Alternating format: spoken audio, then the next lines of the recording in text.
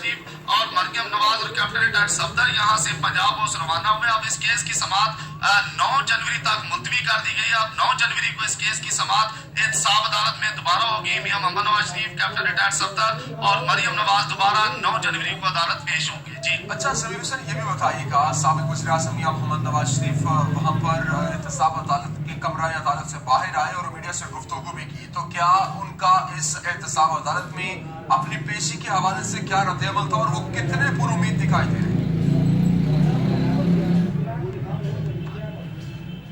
अदालत से बाहर आए तो काफी अपसेट दिखाई दे रहे थे और उनका कहना था कि यहाँ बार बार पेशियां हो रही हैं, मुझे समझ नहीं आती कि मुझे क्यों यहाँ बुलाया गया। और उनका मजीद ये भी कहना था कि आज तक मुझ पर कोई जुर्म साबित नहीं हो सका, ना मैंने करप्शन की है, तो फिर भी मुझ पर केसेस बनाए गए और मैं अदालतों का सामना कर रहा हूँ। जबकि इमरान खान के हवाले से उन्होंने रद्द-ए-अमल देते हुए कहा कि कल इसी अदालत से इमरान खान को जमानत दी गई, यहीं पे वो भी आए हुए थे।